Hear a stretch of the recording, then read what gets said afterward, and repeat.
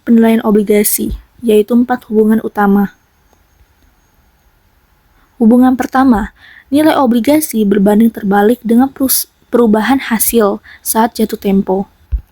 Itu berkurang dari yang 1000 menjadi 899,44.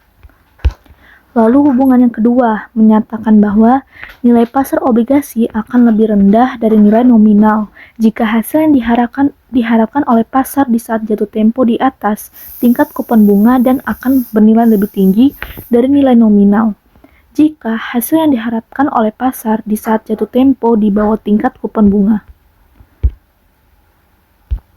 Hubungan yang ketiga, semakin mendekati tanggal jatuh tempo, nilai pasar obligasi akan mendekati nilai nominalnya. Hal ini dikarenakan pada saat jatuh tempo, obligasi akan diserahkan kembali oleh investor dan investor akan menerima sejumlah nilai nominal dari obligasi tersebut. Lalu hubungan yang keempat, obligasi jangka panjang memiliki resiko tingkat bunga yang lebih besar dibandingkan dengan obligasi jangka pendek. Sepanjang obligasi dipengaruhi oleh perubahan tingkat bunga, maka harga obligasi jangka panjang lebih berfluktuasi bila tingkat bunga berubah dibandingkan dengan obligasi jangka pendek. Selanjutnya, jenis-jenis obligasi. Yang pertama ada debentures, adalah instrumen utang yang tidak dijamin. Karena tidak dijamin ini, kemampuan perusahaan penerbit untuk memperoleh penghasilan menjadi perhatian utama pemegang obligasi. Obligasi ini lebih beresiko daripada obligasi yang dijamin, dan hasilnya harus memberikan imbal hasil yang lebih tinggi kepada investor daripada yang diberikan oleh obligasi yang dijamin. Perusahaan seringkali berusaha memberikan perlindungan kepada pemegang obligasi dengan memberikan komitmen untuk tidak menerbitkan lebih banyak utang jangka panjang yang dijamin akan semakin mengikat aset perusahaan dan membuat pemegang obligasi kurang terlindungi. Bagi perusahaan penerbit, keuntungan utama dari obligasi adalah tidak ada properti yang harus dikomitmenkan untuk menjaminnya. Hal ini memungkinkan perusahaan untuk menerbitkan utang dan tetap mempertahankan sebagian daya pinjam di masa mendatang. Selanjutnya ada subordinate debentures, yaitu klaim atas obligasi subordinasi diberikan hanya setelah klaim atas utang beragunan dan obligasi tidak subordinasi telah dipenuhi. Adapun mortgage bonds, yaitu obligasi ini dijamin dengan hak gadai atas properti. Nah, biasanya nilai propertinya itu lebih besar daripada nilai obligasi yang diterbitkan.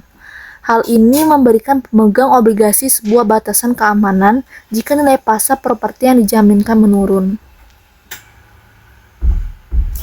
Ada juga Eurobonds, adalah obligasi yang diterbitkan di negara yang berbeda dari negara tempat mata uang yang digunakan untuk mendenominasikan obligasi tersebut.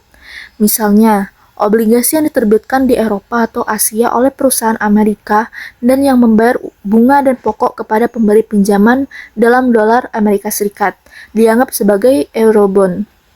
Jadi, Eurobond tidak harus diterbitkan di Eropa. Obligasi tersebut hanya perlu diterbitkan di negara yang berbeda dari negara tempat mata uang yang digunakan untuk mendenominasikannya agar dianggap sebagai Eurobond.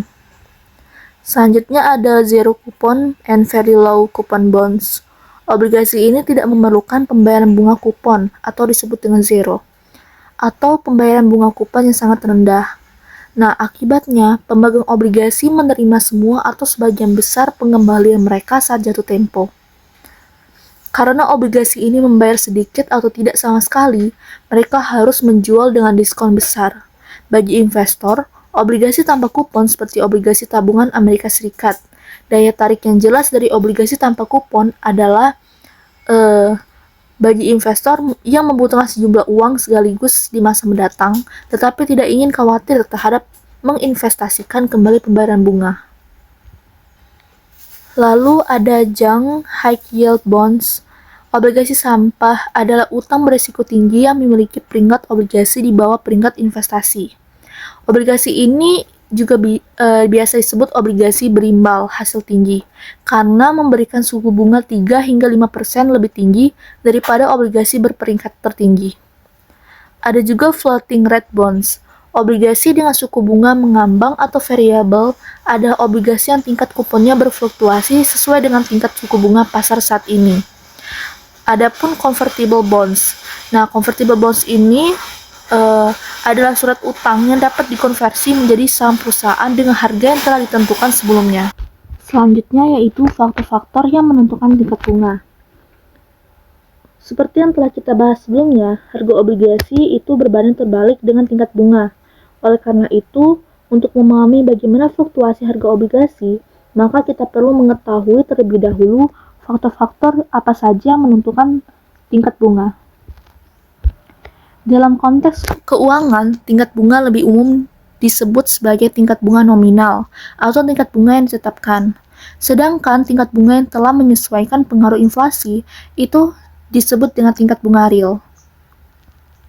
Hubungan antara tingkat bunga nominal, tingkat inflasi yang telah diantisipasi, dan tingkat bunga real itu dikenal dengan istilah Fisher effect. Seperti pada persamaan berikut, 1 ditambah R nominal atau bunga nominal sama dengan 1 ditambah tingkat bunga real dikali 1 ditambah tingkat inflasi.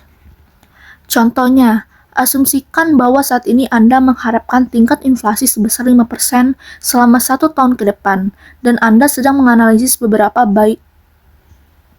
seberapa baikkah bila Anda menempatkan uang pada suatu tabungan yang juga memberikan imbalan sebesar 5%. Berapakah tingkat bunga real atas imbalan ini sesungguhnya? Kita asumsikan bahwa harga barang-barang dan jasa pada hari ini sebesar $1 per unit. Dengan tingkat inflasinya sebesar 5%, maka barang-barang dan jasa tersebut bernilai $1,05. Sehingga pada akhir tahun, uang tabungan sebesar $10.500 hanya bisa digunakan untuk membeli 10.000 units. Kita dapat menghitung tingkat bunga real dengan menggunakan persamaan berikut ini. Tingkat bunga real sama dengan 1 ditambah tingkat bunga nominal dibagi dengan 1 ditambah tingkat inflasi dikurang dengan 1. Nah, itu sama dengan 1 ditambah tingkat bunga nominalnya sebesar 0,05 dibagi dengan dibagi dengan 1 ditambah tingkat inflasinya sebesar 0,05 dikurang dengan 1, hasilnya 0%. Pada kasus ini, tingkat bunga nominal sama dengan tingkat inflasi yang diharapkan. Oleh karenanya, tingkat bunga realnya sama dengan 0 atau dengan kata lain, tidak ada peningkatan daya beli yang berasal dari investasi tabungan yang memberikan imbalan 5%. Lainnya, apabila saat ini Anda memperkirakan bahwa tingkat inflasi hingga tahun depan adalah 4% dan asumsikan hal-hal lainnya tetap sama, maka berapakah tingkat bunga tabungan yang Anda harapkan untuk dapat meningkatkan daya beli Anda sebesar 2%? Kita asumsikan bahwa harga barang dan jasa sebesar $1 per unit. Apabila tingkat inflasi yang diharapkan itu sebesar 4% dan Anda memiliki daya beli sebesar 2%, maka Anda membutuhkan imbalan dari tabungan yang akan membuat Anda mampu membeli 10.200 unit barang atau jasa dengan harga $1,04. Nah, kita dapat menggunakan model Fisher yang ada pada persamaan berikut ini untuk menghitung tingkat bunga nominal. Tingkat bunga nominal sama dengan 1 ditambah tingkat bunga real dikali 1 ditambah tingkat inflasi dikurang 1. Sama dengan tingkat bunga real ditambah tingkat inflasi ditambah tingkat bunga real dikali tingkat inflasi. Sama dengan 0,02 ditambah 0,04 ditambah 0,02 dikali 0,04 hasilnya 0,0608 atau 6,08%. Nah, kesimpulannya, untuk memperoleh peningkatan daya beli sebesar 2% dalam rangka menghadapi tingkat inflasi sebesar 4%, kita harus mendapatkan imbalan dari tabungan sebesar 6,08%. Faktor-faktor yang menentukan tingkat bunga ada inflation premium, default risk premium, maturity risk premium, dan liquidity risk premium. Untuk mendapatkan tingkat bunga nominal itu dengan menjumlahkan risiko real, premi inflasi, premi risiko gagal bayar, premi risiko jatuh tempo, dan premi risiko likuiditas. Hubungan antara tingkat bunga dan waktu jatuh tempo dengan resiko yang konstan itu dikenal dengan istilah struktur waktu dari tingkat bunga atau kurva hasil. Sepanjang risiko gagal bayar atau risiko likuiditas tidak ada dan tingkat bunga bebas risiko real tidak berubah, maka bentuk kurva hasil digerakkan oleh premi inflasi dan premi risiko jatuh tempo.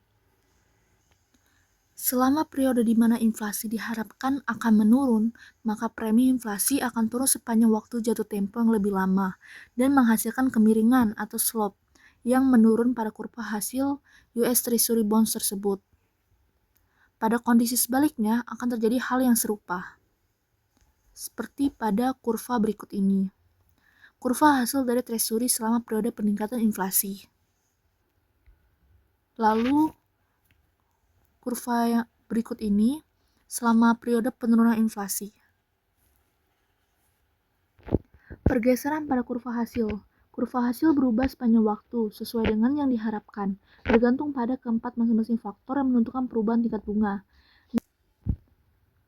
Kurva yield pada umumnya berupa kurva dengan kemiringan ke atas, namun bisa juga berubah bentuk sebaliknya atau datar. Nah, gambar 97, histori struktur waktu dari tingkat bunga sekuritas pemerintah. Gambar ini mengilustrasikan bentuk-bentuk kurva hasil pada tanggal-tanggal berbeda yang diamati selama 13 bulan.